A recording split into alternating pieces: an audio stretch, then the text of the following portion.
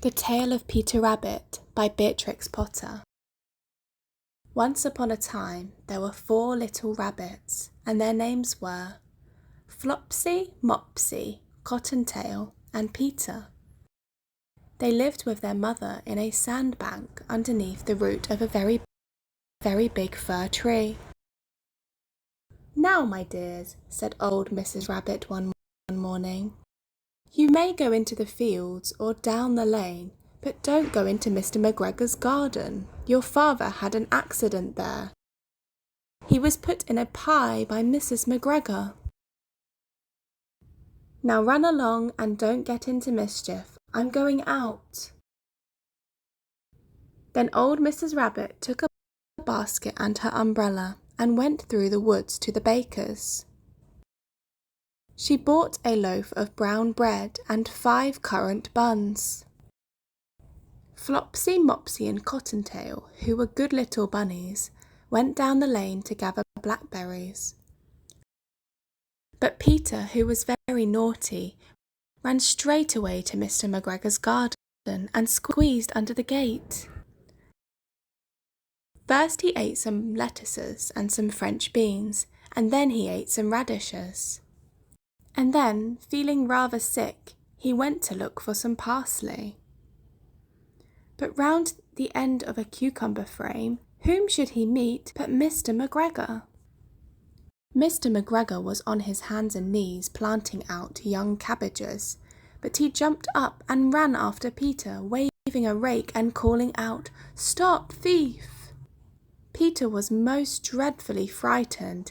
He rushed all over the garden, for he had forgotten the way back to the gate.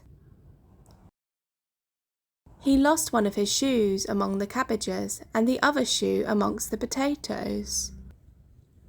After losing them, he ran on 4 legs and went faster, so that I think he might have got away altogether if he had not unfortunately run into a gooseberry net and got caught by the large buttons on his jacket. It was a blue jacket with brass buttons, quite new. Peter gave himself up for lost and shed big tears, but his sobs were overheard by some friendly sparrows who flew to him in great excitement and implored him to exert himself. Mr. McGregor came up with a sieve, which he intended to pop upon the top of Peter, but Peter wriggled out just in time, leaving his jacket behind him, and rushed into the tool shed and jumped into a can. It would have been a beautiful thing to hide in if it had not had so much water in it. Mr. McGregor was quite sure that Peter was somewhere in the tool shed, perhaps hidden underneath a flower pot. He began to turn them over carefully, looking under each. Presently Peter sneezed. "Achoo!" Mr. McGregor was after him in no time, and tried to put his foot upon Peter, who jumped out of a window, upsetting 3 plants. The window was too small for Mr. McGregor, and he was tired of running after Peter. He went back to his work. Peter sat down to rest. He was out of breath and trembling with fright, and he had not the least idea which way to go. Also, he was very damp with sitting in that can. After a time, he began to wander about, going lippity-lippity, not very fast, and looking all round. He found a door in a wall, but it was locked, and there was no room for a fat little rabbit to squeeze underneath. An old mouse was running in and out over the stone doorstep, carrying peas and beans to her family in the wood. Peter asked her the way to the gate, but she had such a large pea in her mouth that she could not answer.